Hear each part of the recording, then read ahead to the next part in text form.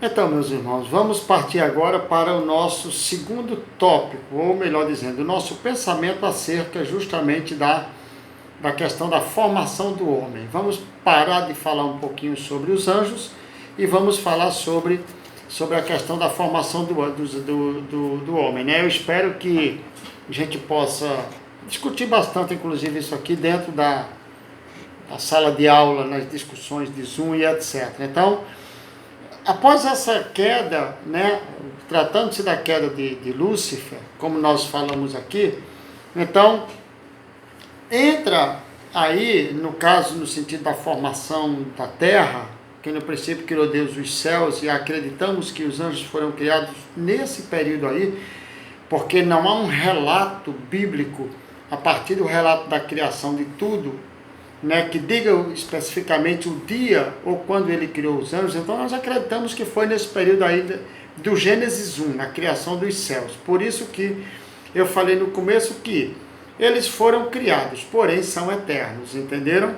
Por serem anjos. Então nós acreditamos muito nisso. Então, para que nós possamos observar e situar o homem no plano divino da criação, vale a pena, com toda certeza, né, relembrar exatamente o que foi criado em cada dia.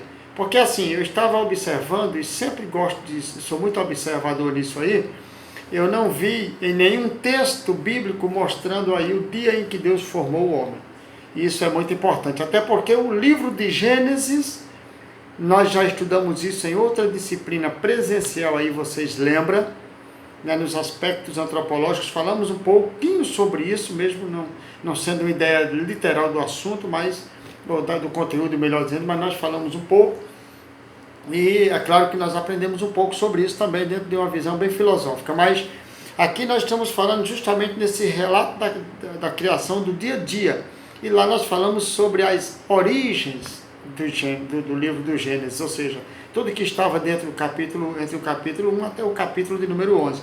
Aqui não, aqui é um passeio dentro do Gênesis, essa questão antropológica aqui, da antropologia, essa parte aqui, nós vamos falar da criação do capítulo 1 de Gênesis, que é justamente de tudo. Então, você vê que no primeiro dia Deus cria, e nós até comentamos um pouco sobre isso, a questão da luz cósmica, ou seja, no primeiro dia Deus se preocupou, ou Deus criou a luz cósmica. Em outras palavras, Deus fez justamente a separação entre luz e trevas, e criou o dia e a noite. Esse relato de Gênesis 1, né? Gênesis 1, do capítulo 1 até o capítulo 5, e ele diz, haja luz, a expressão bíblica, né? E vai dizer, e houve luz, versículo 3, que mostra essa ideia dessa formação aí, ou seja, fogo sobrenatural, que nós vamos chamar de fiat lux, né?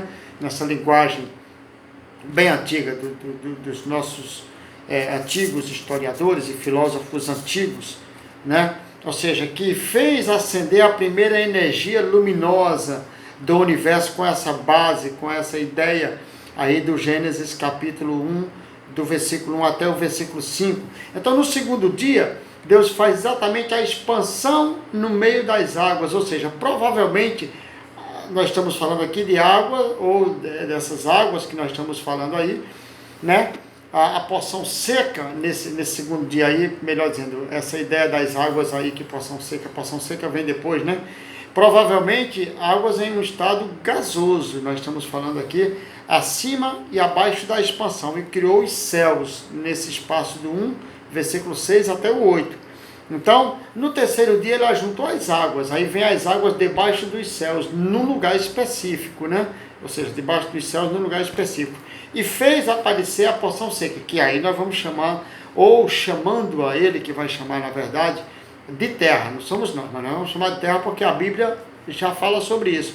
E aí, esse ajuntamento das águas, nessa expansão seca, ou seja, chamou de mares, naquele mesmo dia da criação, ou seja, o Senhor ordenou, há uma ordenação direta de Deus, nesse sentido aí, que a terra produzisse erva. Aí Deus vai pedir que ela produza erva, que dê semente, e aí nós sabemos da história, árvore frutífera, tudo isso, né, que dê fruto que esteja ali justamente sobre a terra. Por quê? Porque nesse período aí, Deus vai criar o homem. Estamos aqui entre o Gênesis 1 versículo 9, até o versículo de número 13, na parte do terceiro dia. É importante que Deus está preparando o ambiente para colocar o que nós vamos chamar de coroa da sua criação, que é exatamente o homem. Então, seguindo essa sequência aí, no quarto dia o Senhor criou os luminares, para essa questão de luminares aí que nós estamos falando, né? Para sinais que nós vamos chamar e para tempos determinados, mais ou menos isso, né? Nessa ideia do Gênesis 1, 14, estou sempre no capítulo 1. Quando eu falo 14, 19 é versículo. Do Gênesis 1, 14 até o 19, por exemplo. E aí, esses dois grandes luminares, que é o sol para iluminar a questão do dia, e a lua para alumiar a questão da noite, né? E aí fez também as estrelas, que vai ser narrada ali dentro de Gênesis capítulo 1, do 14 até o 19. E aí no quinto dia Deus determinou que as águas produzissem répteis e que as aves voassem no céu. Fez também criou também as grandes baleias e etc. A partir das águas, a partir do Gênesis 1, 20. Só que no sexto dia o Criador determinou que produzisse alma vivente conforme a sua espécie. E aí aqui é tudo texto bíblico, né? Olhando para o Gênesis 1, conforme a sua espécie. Aí vem gado, vem répteis, bestas feras da terra, conforme a sua espécie. O Gênesis narra isso bonitinho dentro do capítulo 1, do versículo 24 e 25.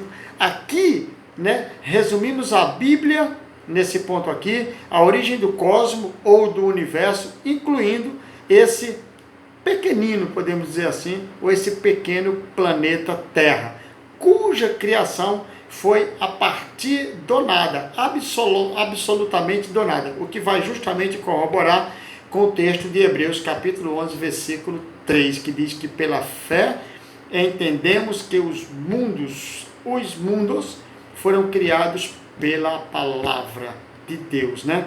Então, ou seja, foram criados de maneira que aquilo que se vê foi feito do que é aparente. Então, mostra exatamente essa ordem, ou essa ideia da criação de Deus. Então, quando chega no homem, observe que a importância que Deus dá justamente à criação do homem, é que Deus vai criar o homem macho e fêmea, estabelecer essa ideia da criação, ou seja, essa distinção entre o homem e a mulher, que é de fundamental importância. Às vezes a pessoa não sabe por que Deus não digamos que generalizou a palavra homem, e Deus fez homem no sentido do ser humano, ou do ser humano, né?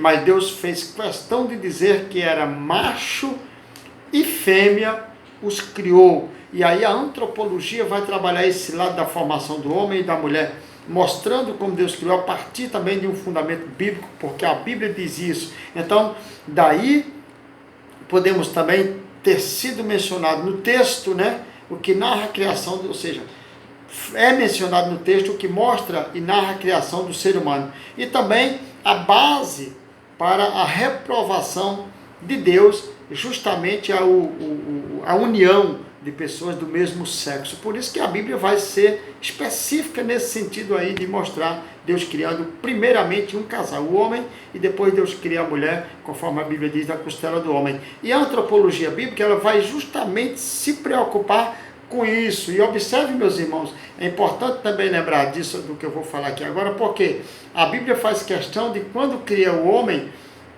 e a mulher, dar justamente a ideia. Nessa ideia da criação, Deus mostra justamente esse ponto da multiplicação, quando diz que desde o princípio Deus fez macho e fêmea, no versículo 27, a ordem para crescer e multiplicar sobre a terra jamais poderia ter sido dada, olhando para o lado do macho e fêmea, né, a um casal de pessoas do mesmo sexo. Então, é importante olhar para a Bíblia, para poder refutar os tempos hoje da pós-modernidade, né? Ou seja, em que o homossexualismo vem sendo tolerado, inclusive dentro da igreja, e aceito e até exaltado pela sociedade sem Deus. Dentro da igreja é aceitado. Tem gente, melhor ter ele aqui assim do que ter lá fora. Não, meu irmão, não é melhor ter ele aqui assim. Ele tem que vir para cá e mudar. Ele não pode continuar aqui assim. Isso aqui é a casa de Deus. Agora, ele tem sido aceito e vem sendo aceito e tolerado, inclusive,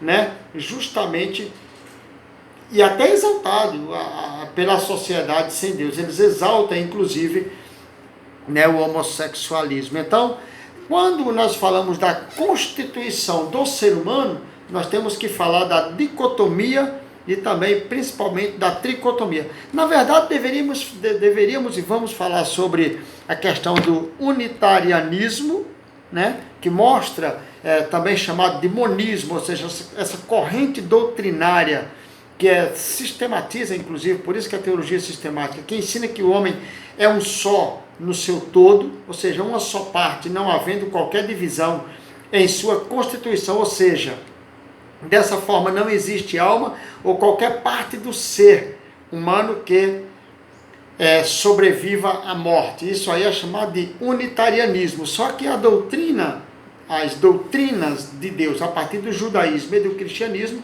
trabalha essa formação do ser humano a partir de 2 pontos, aí que é o a questão dicotômica, dicotomismo, e também o tricotomismo. Então, nesse ponto do dicotomismo e também do tricotomismo, dicotomia e tricotomia, né, parte aí as doutrinas também, tanto do judaísmo como também do cristianismo. Melhor dizendo, as filosofias, né, os pensamentos, de onde surgem também as grandes doutrinas. Então, quando chegar na próxima aula, hoje eu vou encerrar por aqui mesmo, na próxima aula que vamos falar justamente sobre a redenção do homem, a partir do plano de salvação de Deus, nós vamos dar uma pincelada dentro dessa ideia do unitarianismo, dentro da dicotomia e dentro também da tricotomia, no primeiro tempo, e no segundo falamos sobre a redenção do homem. E hoje à noite podemos discutir qualquer tipo de assunto. Desculpa, que Deus abençoe e que Deus guarde cada um de vocês.